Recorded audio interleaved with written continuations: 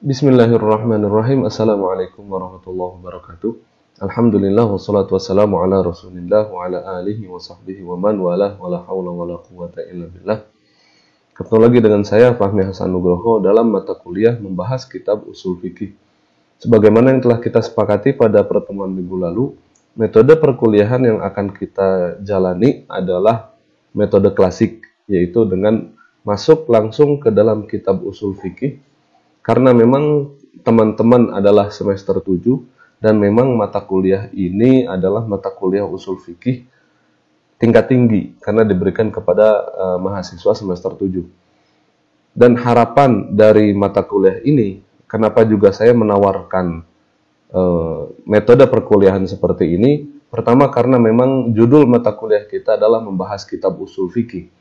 Sehingga kemarin diberikan pilihan antara membahas kitab, membahas sejarah perkembangan usul fikih, aliran-alirannya dan kitab-kitabnya, tapi kita tidak masuk langsung ke dalam isi kitabnya.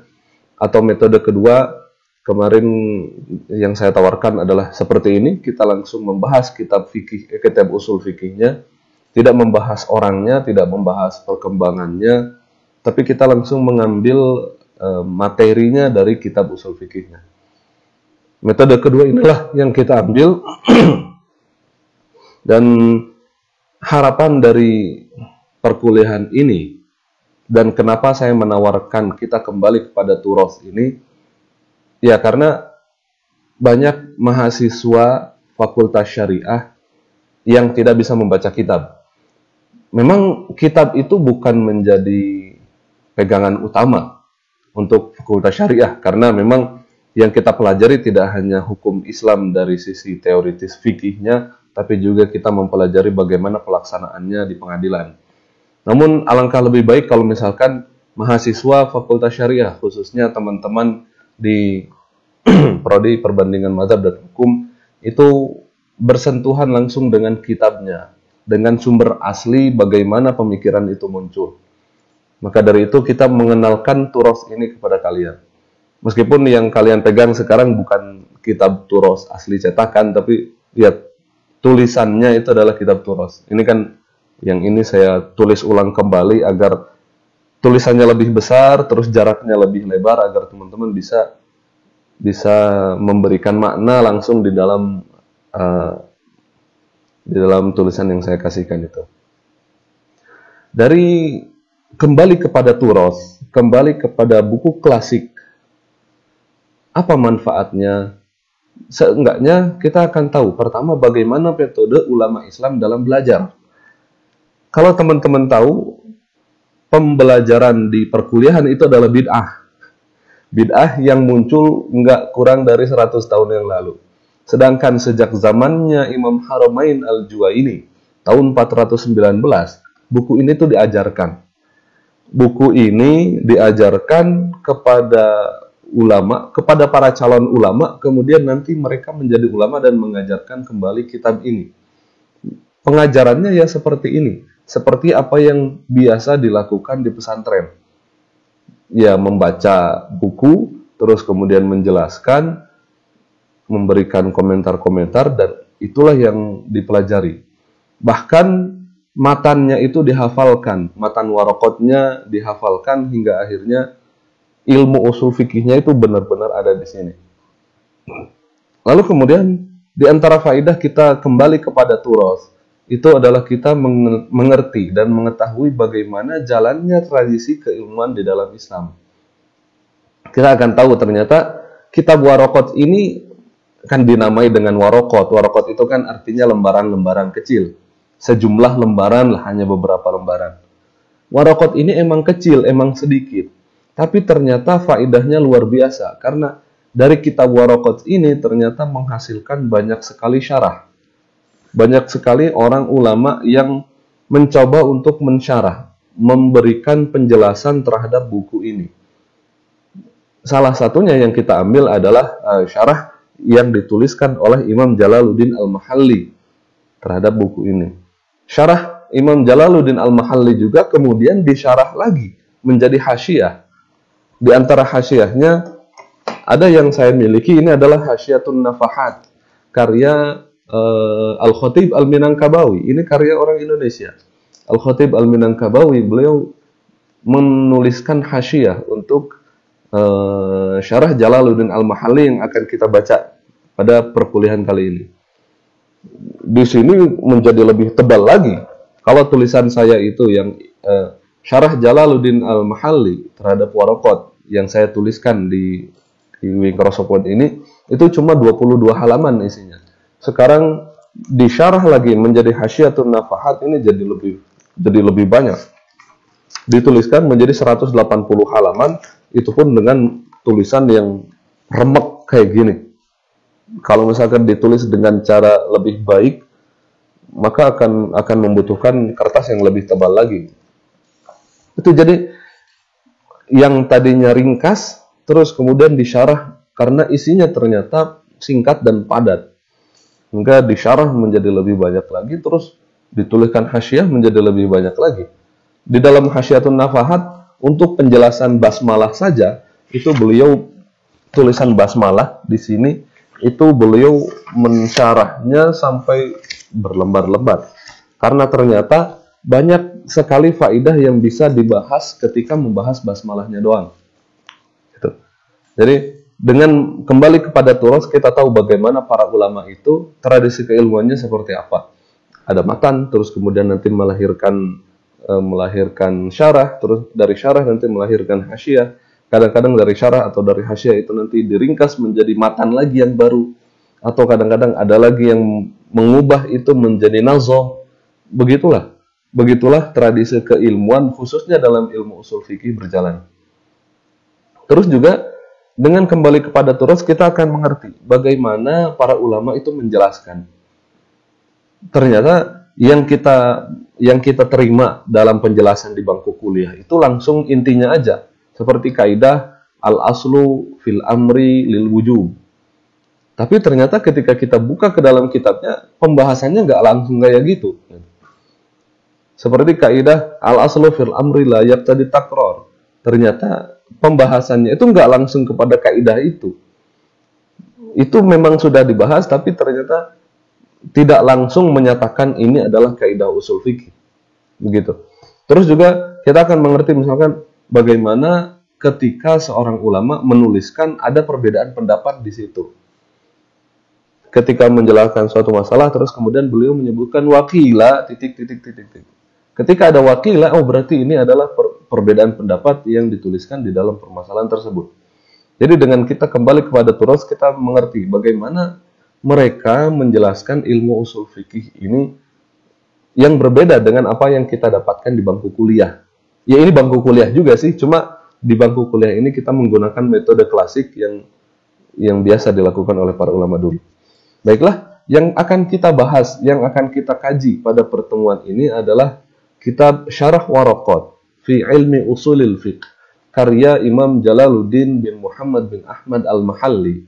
Beliau ini adalah seorang ulama besar berasal dari Mesir, di Kairo, lahir tahun 791 atau tahun 1389 dan wafatnya tahun 864 atau 1459.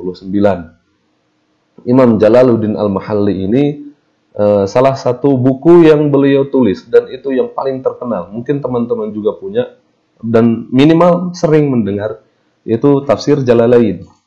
Disebut dengan Tafsir Jalalain karena itu ditulis oleh dua orang Jalal. Yang pertama Jalaluddin Al-Mahalli ini, beliau menulis dari surat Al-Kahfi sampai akhir surat An-Nas. Terus kemudian diteruskan kembali oleh Imam Jalaluddin As-Suyuti. Itu bukan kerjasama sebenarnya, cuma Imam Jalaluddin Al-Mahalli nulis terus kemudian keburu wafat hingga akhirnya dilanjutkan oleh imam setelahnya. Kebetulan namanya sama, Jalaluddin. Cuma beda, beliau adalah As-Suyuti. Sama orang Mesir juga, orang Kairo juga. Nah, maka dikenal dengan Tafsir Jalalain. Terus di antara buku yang beliau tulis juga adalah Kanzur Raghibin, syarah kepada Minhajut Thalibin. Syarah untuk Minhajut Thalibin Imam Nawawi. Judulnya Kanzur Raghibin. Terus kemudian dari Kanzur Raghibin itu nanti melahirkan hasyiah lagi, hasyiah Qalyubi dan hasyiah Umairah terhadap Kanzur Raghibin. Terus juga beliau juga menulis kitab Al-Badrut Thali', syarah untuk Jam'ul Jawami dalam usul fikih, mensyarah Jam'ul Jawami karya Imam Tajuddin As-Subki. Nah, syarah Waraqat ini juga adalah tulisan beliau, sedangkan Waraqatnya itu sendiri itu adalah karya dari Imam Abul Ma'ali, Imamul Haramain Al-Juwaini. Al-Juwaini ini bapaknya juga Al-Juwaini, cuma kunyahnya adalah Abu Muhammad Al-Juwaini. Anaknya adalah ini, kunyahnya adalah Abul Ma'ali Al-Juwaini, dikenal dengan Imamul Haramain. Padahal beliau cuma 4 tahun di Mekah, di Madinah, di Hijaz itu cuma 4 tahun, tapi beliau dikenal dengan Imam Haramain. Nah, beliau lahir tahun 419. Beliau adalah guru dari Imam Ghazali. Imam Ghazali belajar dari beliau ilmu kalam, belajar dari beliau ilmu usulul fiqh, gitu. Hingga akhirnya Imam Ghazali bisa menghasilkan satu buku yang luar biasa, kitab Al-Mustasfa fi Usulul Fiqh. Imam Haramain ini wafat tahun 478 atau 1085. Di antara buku yang beliau tulis, selain kitab Al-Waraqat ini ada kitab Al-Burhan fi Usulul Fiqh. Untuk kitab Al-Burhan fi Usulul Fiqh ini adalah kitab untuk kalangan atas. Untuk kalangan atas, sedangkan Waraqat ini untuk kalangan bawah, untuk kalangan yang baru pertama kali masuk ke dalam usul fikih. Kitab dasar usul fikih adalah Waraqat. Selanjutnya kitab tingkat tingginya yang beliau tulis adalah kitab Al-Burhan fi Usulul Fiqh. Jadi begitulah metode ulama Islam dalam menjelaskan ilmu, memberikan buku sesuai dengan tingkatan. Ya sama kan, kita di SD nggak langsung belajar kalkulus, kita belajarnya nanti ketika udah tinggi. Di awal SD kita belajarnya 1 tambah 1, 2 tambah 2. Ya gitulah, para ulama Islam juga mengajarkan usul fikih, memberikan sesuai dengan kapasitas orangnya. Dan Imam Haramain beliau nulisnya pertama kitab Waraqat untuk orang pertama kali belajar usul fikih, dan yang kedua Al-Burhan fi Usul Fikih yang untuk tingkat tinggi. Beliau juga menulis kitab Nihayatul Matlab fi Dirayatil Madhab, yang mana ini mengumpulkan 4 pondasi utama mazhab Syafi'i. 4 pondasi utama mazhab Syafi'i itu kan kitab terus kitab Al-Imla, terus kemudian kitab Mukhtasar Al-Muzani, dan yang terakhir adalah kitab Mukhtasar Al-Buwaiti. 4 buku ini kemudian diringkas dan dijadikan satu menjadi kitab Nihayatul Matlab fi Dirayatil Madhab. Kitab Nihayatul Matlab ini nanti kemudian diringkas lagi oleh Imam Ghazali menjadi kitab Al-Basit, Al-Wasit, Al-Wajiz. Terus kemudian Al-Wajiz ini nanti diringkas lagi menjadi Al-Muharrar. Al-Muharrar oleh Imam Rafi'i nanti diringkas lagi, diteliti kembali menjadi kitab Minhajut Thalibin Imam Nawawi. Minhajut Thalibin nanti diringkas lagi menjadi Manhajut Thullab oleh Syekhul Islam Zakaria Al-Ansari. Begitulah tradisi keilmuan Islam berjalan. Jadi kita di bangku kuliah, kita cuma kenal buku tulisan dosen, kita cuma kenal diktat kuliah. Maka ketika kita masuk ke dalam turos, kita akan melihat ternyata ilmu ini bangunannya sangat luas, bangunannya sangat besar. Gitu. Baiklah, itu tadi sekedar pendahuluan mengenai kitab yang akan kita baca, yaitu kitab Syarhul Waraqat fi Ilmi Usulul Fiqh karya Imam Jalaluddin Al-Mahalli. Maka sekarang kita akan masuk ke dalam kitab ini. Kita akan berjalan bagaimana penjelasannya, dan dihentikan ketika waktunya sudah mencukupi. Baik, dengan memulai dengan basmalah, bismillahirrahmanirrahim, kita masuk ke dalam kitab Syarh Waraqat karya Imam Jalaluddin Al-Mahalli. Qala al-muallifu rahimahullahu ta'ala, nafa'anallahu bi'ulumihi fid dharain, amin. Bismillahirrahmanirrahim, dengan menyebut nama Allah Subhanahu wa taala, wabihi, dan dengan Allah Subhanahu wa taala, hak ini kembali kepada Allah, nasta'inu, kita memohon perlindungan. Alhamdulillahirabbil alamin, kita sama-sama memahami makna ini bahwasanya segala puji bagi Allah Subhanahu wa taala, Rabbul alamin, Tuhan semesta alam. Wal aqibatu lil muttaqin, dan semoga balasan-balasan yang terbaik lil muttaqin diberikan kepada orang-orang yang muttaqin. wala udwana, dan tidak ada perselisihan, tidak ada permusuhan, tidak ada kebencian, illa 'alaz zalimin, kecuali kepada orang-orang zalim. Wa sallallahu ala sayyidina Muhammadin, dan semoga salawat dari Allah Subhanahu wa taala kepada sayyidina, kepada tuan kita, kepada pemimpin kita. Siapa itu? Muhammad sallallahu alaihi wasallam. Beliau adalah sayyidul mursalin, beliau adalah tuannya para mursalin, para rasul, beliau adalah pemimpinnya para rasul. Wa ala alihi, dan juga salawat kepada para keluarganya, istri-istrinya, keturunan-keturunannya, wa sahbihi, dan juga kepada para sahabatnya, ajma'ina, secara seluruhnya. Qala, telah berkata siapa? Asy-Syaikhul Imamul Alimul Allamatu.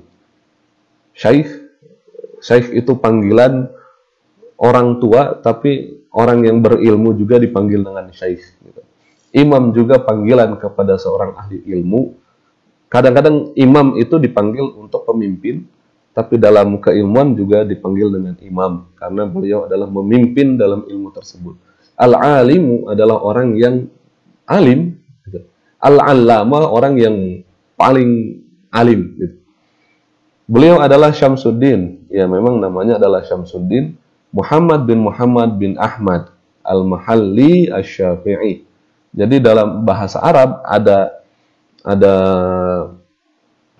nama orang itu cuma satu.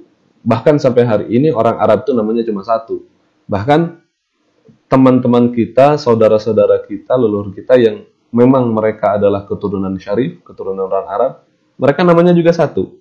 Karena tradisi Arab memang nama orang itu satu. Cuma nanti dibedakan dengan nama leluhur. Hingga Syamsuddin Muhammad itu bin siapa. Terus kemudian ada kunyah Abu Muhammad, Abul Ma'ali, Abul Barakat gitu. Terus kemudian di belakangnya ada nisbah. Di sini nama beliau adalah Muhammad, laqabnya itu adalah Syamsuddin.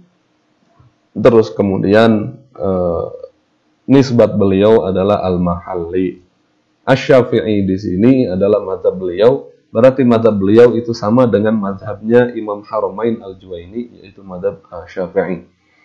Dan mazhab Syafi'i adalah mazhab yang mayoritas dijalankan di Indonesia secara umum dan Asia Tenggara secara umumnya. Lattafallahu bihi. Semoga Allah Subhanahu wa taala lattafa, berbuat baik, berbuat lembut, bihi, kepada beliau, kepada Imam Jalaluddin Al-Mahalli. Amin. Ketika teman-teman melihat ada teks yang berada di dalam kurung dan bentuknya itu bold, maka ini adalah matan waraqat. Sedangkan yang kita baca itu adalah syarahnya yang ditulis oleh Jalaluddin Al-Mahalli. Berarti ini adalah tulisan Imam Haramain. Kalau yang tidak bold, yang tulisannya biasa, itu adalah tulisan Imam Jalaluddin Al-Mahalli. Amma ba'du hadhihi waraqatun. Ini adalah waraqat. Karena di situ tulisan Imam Haramain memulainya dengan tulisan hadhihi waraqat, makanya buku ini dikenal dengan nama waraqat. Definisi secara bahasa waraqat itu lembaran-lembaran, sejumlah lembaran, beberapa lembar kecil gitu.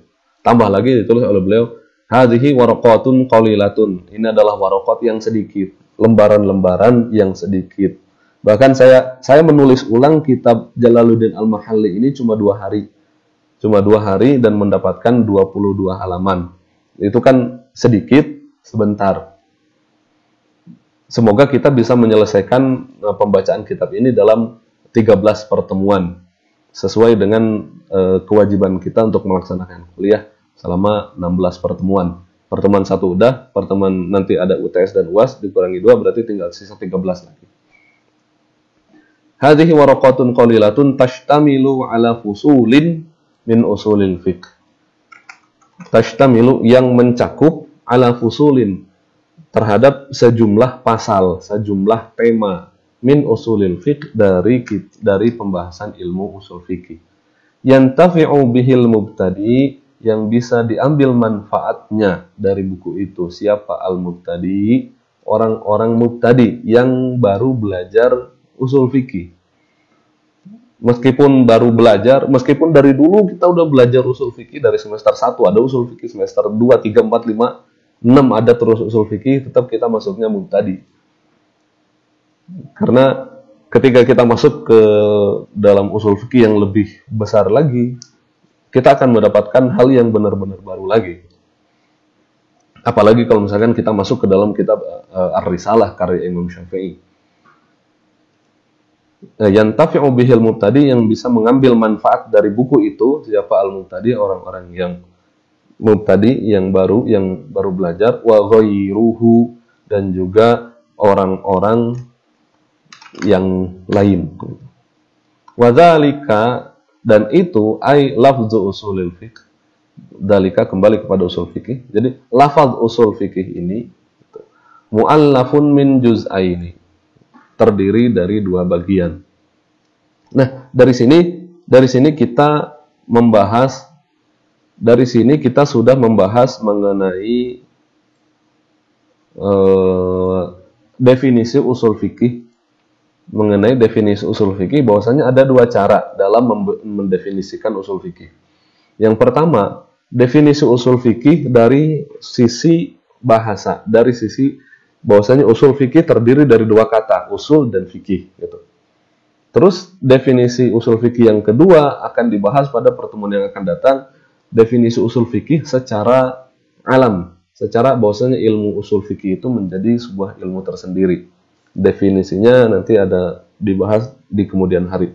Jadi intinya definisi usul fikih ada 2, yang pertama dari sisi tarkib, bahwasanya dia terdiri dari usul dan fikih. Yang kedua adalah definisi secara langsung. Usul fikih itu adalah ilmu apa? Tuh.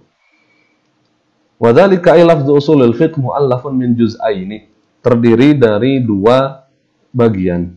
Ahaduhuma usulun wal akharu al fiqhu. Yang pertama adalah kata usul yang merupakan jamak dari asal.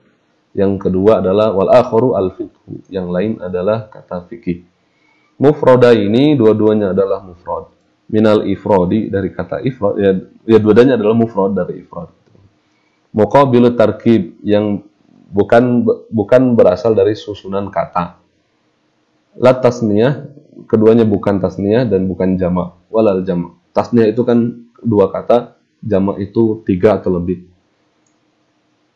Wal muallifu, sebagaimana penulis itu, yu'rafu, sebagaimana penulis itu yu'rafu, diketahui, bima'rifati ma'ullifa minhu, diketahui dengan mengetahui apa yang ditulis oleh si penulis tersebut. Jadi usul fikih diketahui dari apa yang dari bagaimana usul fikih itu terdirinya, usul dan fikih, sebagaimana seorang penulis itu dikenal dengan apa yang dia tulisnya. Fal aslu, dan asal itu, kata al aslu tersebut, allazi huwa mufradul juz'il awal, yang mana dia itu merupakan bentuk mufrad dari bagian pertama. Mufrad kan kata tadi dijelaskan, kata dalam bahasa Arab mufrad, musanna, jamak. Mufrad itu 1, bentuk tunggal. Sedangkan tasniyah itu adalah 2, jamak itu adalah 3 atau lebih. Wal aslu alladzi huwa mufradul juz'il awal, yang merupakan bentuk tunggal dari bagian pertama, yang merupakan kata usul tadi. Itu definisinya adalah ma yubna alaihi ghairuhu. Ma yubna alaihi ghairuhu, yaitu sesuatu yang di atasnya dibangun selainnya. Ma yubna alaihi, sesuatu yang dibangun di atasnya suatu hal selainnya. Atau bisa kita artikan dengan fondasi. Ka aslil jidari, sebagaimana aslul jidar ai asasuhu. Aslul jidar, kata aslun di situ maknanya adalah asas, maknanya adalah fondasi. Makna yang lain dari kata al aslu adalah wa asli syajarati ay tarfuha tsabitu fil ardi. Aslu syajarah ay tarfuha, ujung dari syajarah itu kan pohon. Aslu syajarah, kata asal digunakan untuk syajarah, maknanya adalah ujung pohon, torfuha, ujung pohon itu asabit fil ard, yang tetap di dalam tanah. Maksudnya apa? Akar. Berarti kata aslun di sini memiliki dua makna. Yang pertama adalah pondasi, yang kedua maknanya adalah akar. Jadi usul itu artinya asal, tapi asalnya bukan jadi asal paham. Fikih itu kan paham. Usul fikih bukan asal paham, tapi dasar dari pemahaman. Wal far'u. Nah, kata al-aslu di sini kebalikannya adalah al-far'u. Apa itu al-far'u? Alladzi huwa muqabilul asl. Far'un itu adalah yang merupakan kebalikan dari al-asl. Definisinya adalah ma buniya ala ghairihi, sesuatu yang dibangun di atas selainnya. Ya, kalau asalnya itu adalah ini, maka far'unnya adalah ini. Asalnya adalah pondasi, maka far'unnya itu adalah tembok. Kafru'i syajarah, sebagaimana cabang-cabang pohon, itu semuanya kembali kepada li asliha. Semuanya kembali kepada akarnya. Semuanya bertumpu kepada akarnya. Tembok bertumpu kepada pondasinya. Begitu juga adalah fikih, furu'ul fikhi li usulihi. Begitu juga dengan permasalahan fikih, semuanya bertumpu kepada usul fikih. Itu adalah penjelasan bagi bagian yang pertama, yaitu al-usul. Yang kedua adalah al-fiqh. Apa itu al-fiqh? Al-fiqh adalah alladzi huwa al-juz'u tsani, yang merupakan bagian kedua dari kata usul fikih. Yang pertama usul, yang kedua adalah fikih. Lahu ma'nan lughawi wa huwal fahmu. Kata fikih itu memiliki makna lughawi dan juga memiliki makna syar'i. Kenapa ada makna lughawi, ada makna syar'i? Dalam tradisi keilmuan Islam, teman-teman akan selalu menemukan pembahasan definisi akan selalu dimulai dengan makna secara bahasa atau makna secara istilah. Lughawi atau syar'i, lughatan atau istilahan. Kenapa ada seperti itu? Makna lughawi itu adalah bagaimana kata tersebut digunakan oleh orang Arab sebelum Islam datang. Sedangkan makna syar'i itu adalah ketika Islam datang, Islam kemudian mengambil kata yang sudah digunakan oleh orang Arab untuk suatu hal yang benar-benar baru. Jadi makna secara lughawi kata fiqh berasal dari kata faqiha yafqahu. Itu artinya adalah paham. La'allahum yafqahun, agar mereka paham. Tuh. Nah, tapi kata fikih ini kemudian diambil dan digunakan untuk suatu hal yang baru, yaitu yang akan kita jelaskan kemudian. Contoh yang lain seperti kata sholat. Sholat itu artinya, sholla yusolli itu artinya sholat. Dalam arti bahasa Arab aslinya, sholla yusolli itu awalnya artinya adalah berdoa. Sholla yusolli artinya berdoa, terus kemudian diambil kata sholat itu untuk menjadi suatu hal yang benar-benar baru oleh Islam, yaitu ritual keagamaan yang isinya dimulai dari takbir dan juga diakhiri dengan salam. Itu dikenal dengan sholat. Jadi nanti kita akan membahas ada hakikat lughawiyah, ada hakikat syar'iyah. Lafaz itu ada hakikat, ada majaz. Sedangkan hakikatnya itu ada hakikat lughawiyah, ada syar'iyah, ada urfiyah. Hakikat lughawiyah itu adalah makna dari suatu kata tersebut yang memang digunakan oleh bahasa setempat, oleh bahasa tersebut. Bagaimana orang Arab dulu menggunakan makna ini untuk ini. Sedangkan hakikat syariah adalah makna dari suatu kata yang digunakan oleh syariat. Jadi sholat, zakat itu artinya mensucikan, membersihkan. Artinya dari zakat juga berkembang gitu. Tapi kemudian diubah atau diambil oleh Islam untuk suatu hal yang benar-benar baru, yaitu membayar zakat. Hingga menjadi zakat itu kalau didefinisikan akhirnya menjadi suatu harta tertentu yang dikeluarkan dengan ketentuan tertentu gitu. Nah, gitulah. Itu adalah makna lugawi dan makna syar'i. Kenapa ada makna lugawi dan makna syar'i ya tadi seperti itu. Makna lugawi dari fikih adalah al-fahmu, adalah pemahaman. Wa makna syar'i, dan makna yang kedua dari kata fikih adalah makna syar'inya, makna yang digunakan dalam tradisi keilmuan Islamnya apa? Itu adalah ma'rifatul ahkami syar'iyyatil lati tariquhal ijtihad. Dia adalah ma'rifatul ahkami. Ma'rifatul ahkami, pengetahuan tentang hukum-hukum. Hukum-hukum apa? Hukum-hukum syar'iyah. Karena ada hukum syar'iyah, ada hukum akliyah, ada hukum adiyah. Ada hukum adat, hukum kebiasaan. Hukum di antara hukum kebiasaan seperti sebab akibat. Ini kalau dibakar, maka dia akan kebakar. Kalau tangan kita dibakar, kita kepanasan. Itu adi. Ada hukum akli. Hukum akli. Bahwasanya ini dunia, di dunia ini semuanya muncul dan hilang. Oh, berarti apapun di dunia ini ya sifatnya adalah hadis. Yang namanya hadis itu apa? Ketika melihat kepada dunia ini semuanya terjadi, ada yang mati, terus kemudian nanti ada yang lahir, kemudian mati. Pohon hidup, mati. Terus kemudian semuanya akan muncul, nanti akan redup. Lihat keluar angkasa, ternyata bintang itu bisa lahir, terus kemudian bintang itu bisa redup juga, bisa mati, bisa berubah menjadi black hole, bisa berubah menjadi dwarf gitu. Bintang yang dia kecil tapi sangat berat. Ya ternyata begitu, muncul perubahan-perubahan. Akhirnya dari situlah muncul konklusi bahwasannya semua yang ada di alam ini mengalami perubahan. Tidak ada yang tetap. Dan mereka muncul dari ketiadaan. Awalnya nggak ada, terus muncul. Terus kemudian nanti hilang lagi. Dari situlah semuanya disimpulkan bahwa semuanya ini dikenal dengan nama hadis.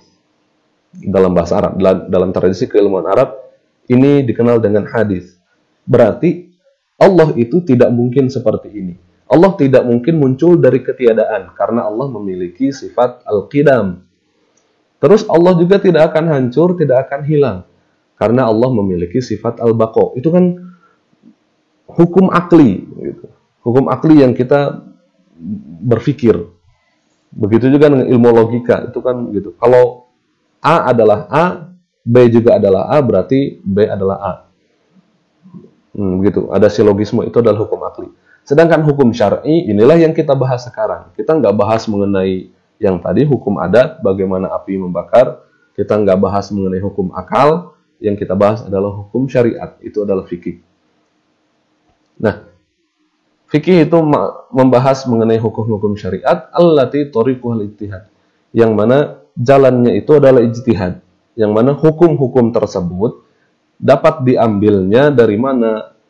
Melalui jalan ijtihad. Apa itu ijtihad? Ijtihad itu adalah usaha manusia untuk mengambil hukum dari ayat Al-Quran atau dari hadis. Pokoknya dari dalil-dalil syariat.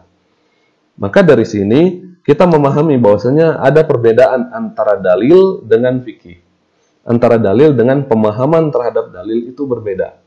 Kenapa? Karena dalilnya bisa jadi sama, tapi pemahamannya bisa jadi berbeda. Karena fikih itu, karena ijtihad itu adalah usaha manusia untuk memahami. Contohnya Allah berfirman, Ya ayyuhalladzina amanu idza qumtum ila sholati faghsilu wujuhakum wa aydiyakum ilal marafiqi wamsahu bi ru'usikum wa arjulakum ilal ka'bayn. Allah berfirman, hai orang-orang beriman, kalau kamu mau salat, faghsilu wujuhakum, maka basuhlah wajah kamu. Wa aydiyakum ilal marafiq, dan tangan kamu sampai siku, wamsahu bi ru'usikum, dan basuhlah kepala kamu, wa arjulakum ilal ka'bayn, dan kaki kamu sampai dua mata kaki. Wajah kita tahu batasannya mana. Ya, inilah wajah. Inilah wajah. Dari sini itu wajah. Tangan Allah menyebutkan ilal marafiq, sampai sini. Terus kaki Allah menyatakan sampai ka'bain, sampai dua mata kaki. Sedangkan kepala Allah nggak bilang sampai mana. Allah cuma bilang wamsahu bi ru'usikum. Usaplah kepala kamu. Tambah lagi di situ ada huruf ba. Ngapain tiba-tiba ada ba di tengah-tengah? Maksudnya apa? Definisi harf, kalau teman-teman sudah pernah belajar bahasa Arab, kata dalam bahasa Arab kan 3. Fi'il, isim, harf. Kita udah tahu definisi ini. Harf itu adalah suatu kata yang tidak memiliki makna kalau dia berdiri sendiri. Dia baru memiliki makna kalau dia sudah digabungin dengan kata yang lain. Itu adalah harf. Ba di sini adalah harf. Wamsahu biru'usikum. Masaha yamsahu itu artinya mengusap. Ru'us itu artinya kepala. Kata masaha yamsahu sebenarnya itu fi'il muta'addi yang nggak harus ada huruf di tengah-tengahnya. Sama kayak makan nasi. Kita kan aneh kalau misalkan jadi makan ke nasi. Karena untuk bilang makan nasi tanpa harus ada kata tambahan cukup. Saya makan nasi. Kecuali saya pergi ke sekolah. Itu harus ada ke. Karena kalau saya pergi sekolah, bisa sih tapi aneh. Saya pergi ke sekolah. Itulah yang sempurna. Sedangkan ini, wamsahu biru'usikum, seharusnya wamsahu ru'usakum itu udah benar. Nggak perlu ada wamsahu biru'usikum. Terus kenapa Allah menggunakan wamsahu biru'usikum? Inilah yang kemudian membuat para ulama berbeda pendapat. Nih ngapain ada ba? Maksudnya ba di sini apa? Karena nggak mungkin Allah menurunkan sesuatu tanpa memiliki faidah. Akhirnya itu sepenggal ayat wamsahu biru'usikum melahirkan 3 pendapat seenggaknya. Yang pertama mazhab Maliki menyatakan mengusap kepala harus seluruhnya. Terus kemudian yang kedua mazhab Hanafi menyatakan minimal itu sepertiga kepala. Itu baru disebut sudah mengusap. Kalau kurang dari itu maka nggak sah wudunya. Kalau menurut mazhab Syafi'i secuil aja cukup, itu minimal. Maksimalnya ya sunnahnya tetap seluruhnya. Tapi kan dilihat sah atau enggaknya menurut mazhab Syafi'i segini aja udah sah. Itu kan ayatnya satu, sepenggal ayatnya satu, tapi ternyata pemahamannya bisa berbeda. Karena mereka beda dalam penafsiran. Dari situ kita tahu ijtihad itu adalah usaha untuk memahami. Karena itu adalah usaha untuk memahami, kita akhirnya melihat ada perbedaan antara dalil dengan pemahaman terhadap dalil.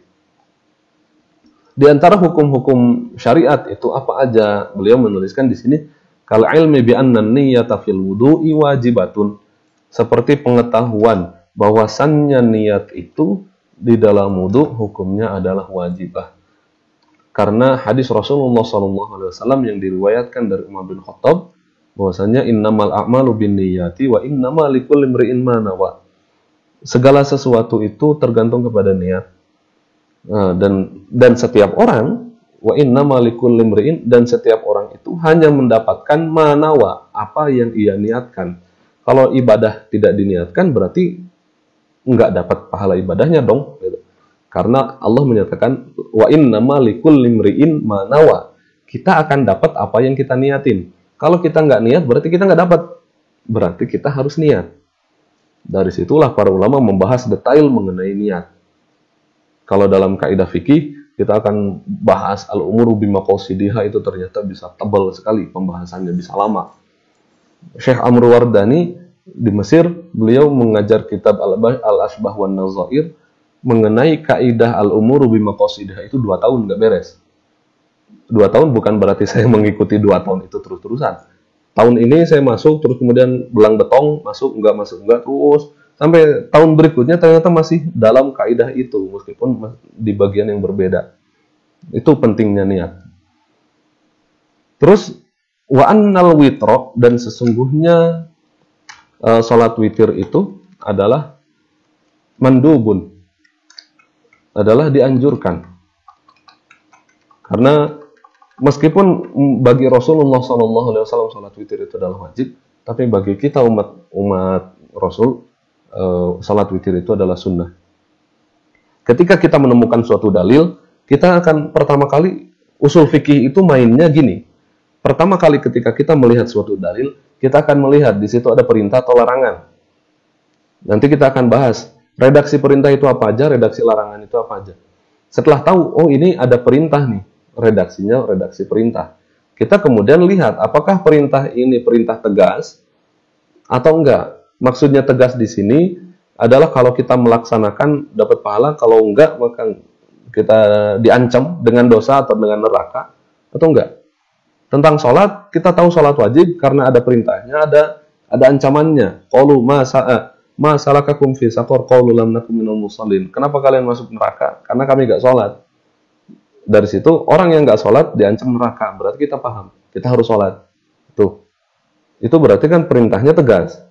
Apakah perintahnya tegas atau perintahnya nggak tegas? Kalau perintahnya nggak tegas berarti bukan wajib, berarti sunnah, gitu. Atau bisa jadi lebih dari itu, perintahnya menjadi mubah saja, gitu. Nah dari sini wa annal witra mandubun, bahwasanya sholat witir itu dianjurkan, itu proses untuk sampai ke situ adalah panjang. Kita tinggal tahu redaksi itu aja. Kalau kita ingin tahu, maka kita harus melihat kepada dalil dan kita lihat bagaimana para ulama itu mengambil faidah dari dalil itu, caranya seperti apa. Contoh hukum lain dari hukum syariat adalah wa anna niyyata minal laili syartun fi shaumi Ramadan. Dan bahwasannya niat puasa dari sejak malam hari itu adalah syarat untuk puasa Ramadan. Karena Rasulullah SAW menyatakan, man lam yujmi'is siyama minal laili fala siyama lahu. Siapa yang tidak berazam, tidak meniatkan puasa dari malam hari, fala siyama lahu, maka dia tidak memiliki puasanya. Dari sini kan kata man lam yujmi'is siyam, siapa yang tidak meniatkan siam. Kata puasa di sini, puasa kan umum, bisa puasa wajib, bisa puasa sunnah. Kesimpulan sementara dari hadis tersebut adalah yang namanya puasa, niatnya harus dari malam. Terus dicari lagi kepada dalil-dalil yang lain, ternyata ditemukan bahwasanya suatu saat Rasulullah SAW pagi-pagi nanya kepada istrinya, ada makanan nggak? Terus kata istrinya, nggak ada. Akhirnya kata Rasul, oh ya udah kalau gitu saya puasa aja. Dari situ diketahui bahwasanya Rasul itu baru niat puasa pagi hari, bukan ketika malam. Dan dilihat juga ternyata itu puasanya bukan puasa Ramadan.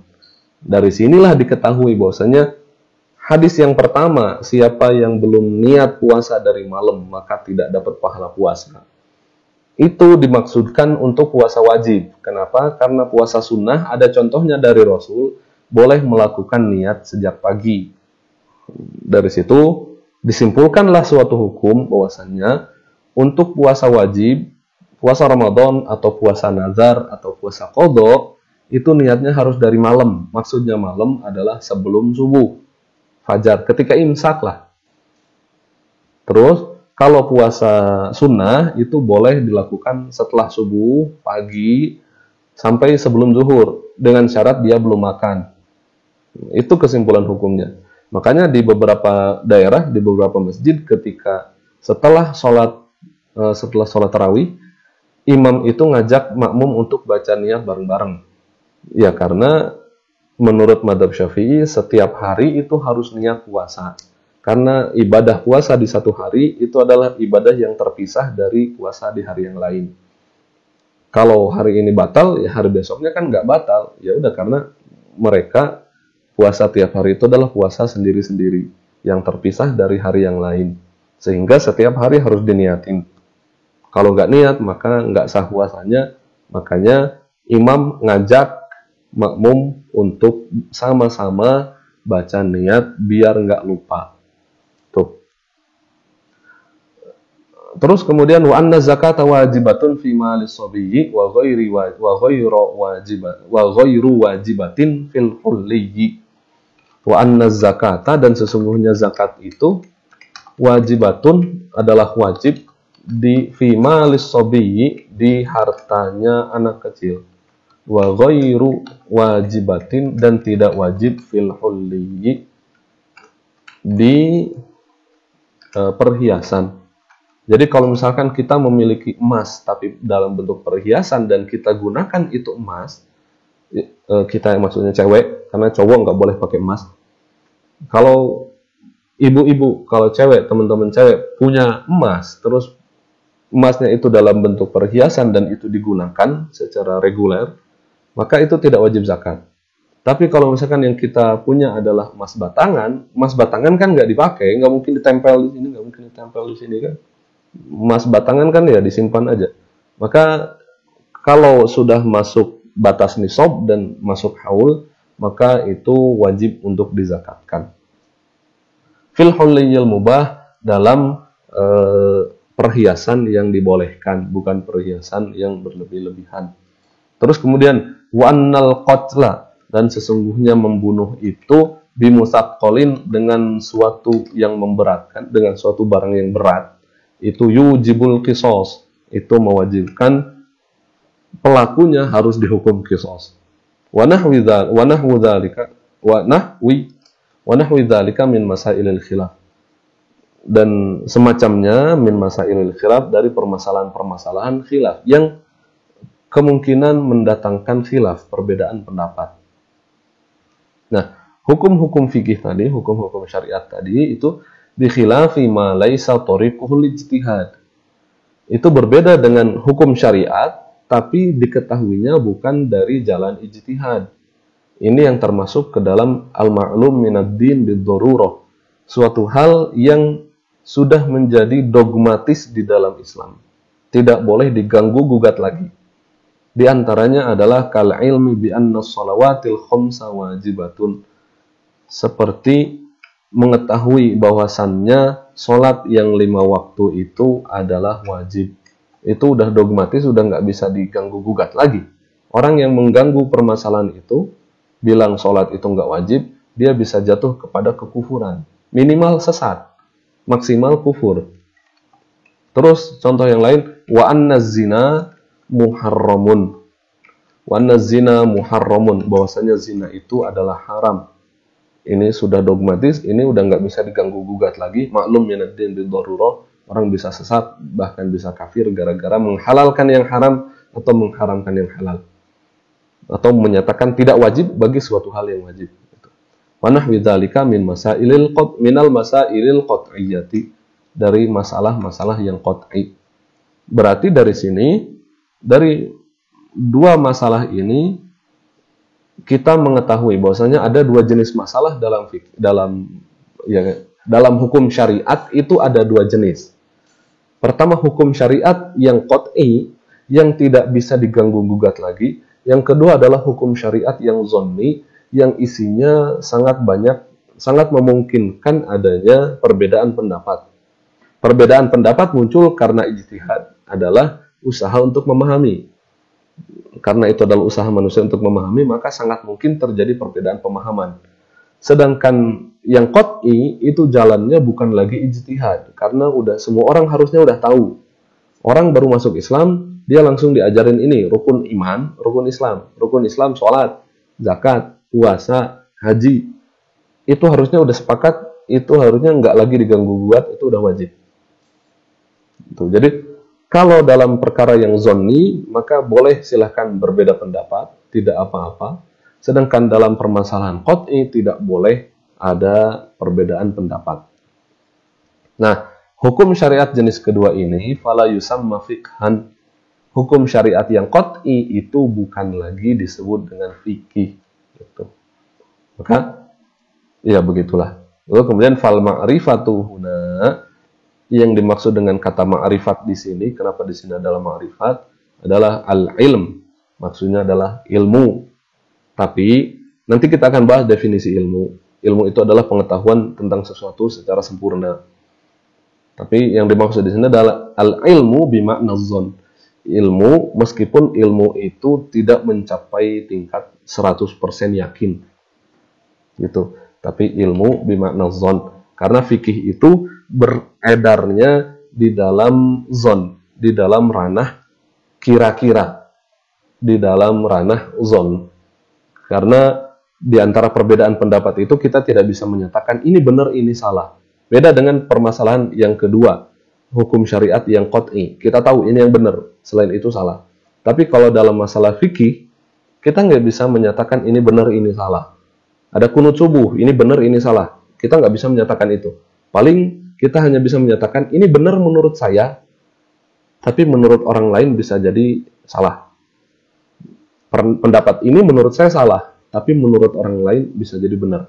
Karena fikih itu berkisarnya di dalam zon, di dalam prasangka. Kita menyangka ini benar, ini salah, ya gitu. Kita tidak bisa memastikan mana yang benar, mana yang salah, kecuali Allah Subhanahu wa taala. Nanti di akhir pembahasan kitab Waraqat ini ada pembahasan tentang at-taswib fil ijtihad. Dalam ijtihad yang berbeda pendapat ini, siapa yang benar, siapa yang salah? Yang benar itu apakah dua-duanya, atau satu, atau bagaimana? Ada pembahasannya lagi di bagian akhir dari buku ini. Begitu kira-kira teman-teman yang bisa kita bahas pada pertemuan pertama ini. Kita sudah membahas mengenai kenapa kita memilih metode seperti ini dalam perkuliahan, terus kemudian sedikit penjelasan tentang Imam Jalaluddin Al-Mahalli dan juga penjelasan tentang Imam Al-Haramain Al-Juwaini. Terus kita juga membahas mengenai definisi usul fikih. Ada 2 definisi, yang kita bahas adalah 1 dari 2 definisi tersebut. Pada pertemuan yang akan datang kita akan membahas mengenai hukum syariat di dalam usul fikih. Baik, terima kasih atas perhatiannya. Saya mohon maaf jika ada kesalahan dalam cara pembacaan saya atau dalam cara menjelaskan saya. Semoga bermanfaat. Kita tutup dengan hamdalah. Alhamdulillahirabbil alamin. Subhanakallahumma wa bihamdika asyhadu an la ilaha illa anta astaghfiruka wa atubu ilaik.